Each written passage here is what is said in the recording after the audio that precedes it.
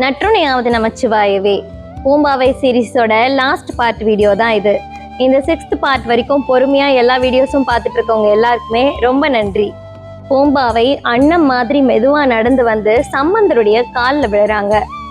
சிவனேசரும் பெரும் பக்தியோட ஞான சம்பந்தருடைய காலில் விழுந்து வணங்கி சம்பந்தருடைய அருளால மீண்டும் கிடைச்ச தன்னுடைய மகள் பூம்பாவைய திருமணம் செஞ்சுக்க சொல்லி வேண்டுறாரு. சம்பந்தர் சிவனேசர் கிட்ட, நீர் பெற்ற மகள் நாகம் தீண்டி இறந்துட்டா, நான் அவளை சிவபெருமானுடைய அருளால மீண்டும் உயிர்ப்பிச்சேன், அதனால நான் பூம்பாவையுடைய தந்தை போலன்னு சொல்ல, இதை கேட்டு பூம்பாவையுடைய பெற்றோர்களும் உறவினர்களும் ரொம்பவே கவலைப்படுறாங்க.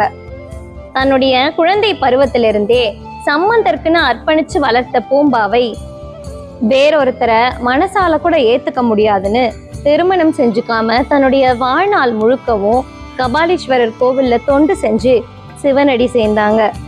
இந்த வீடியோ பார்க்கறதுல எத்தனை பேரு கபாலீஸ்வரர் கோவில் போயிருக்கீங்க? எத்தனை பேரு அங்க இருக்கிற அங்கம் பூம்பாவை சன்னதியை நோட் பண்ணிருக்கீங்க? இதுக்கப்புறம் போய் பார்க்கும்போது பெரிய செல்வந்தர் வீட்டுல மகளா பிறந்து 7 வயசுல இறந்து 12 வயசு வரைக்கும் சிவபெருமானால வளர்க்கப்பட்டு திரும்ப உயிர் தெழுந்து தன்னுடைய வாழ்நாள் முழுசும் சிவத்தொண்டு செஞ்சு சிவனடி சேர்ந்த பூம்பாவைய வணங்க மறந்துடாதீங்க. இந்த பூம்பாவை சீரீஸ் உங்களுக்கு பிடிச்சிருந்தா லைக் பண்ணிட்டு, நீங்க கபாலீஸ்வரர் கோவில் போயிருக்கீங்களான்னு கமெண்ட்ல சொல்லுங்க.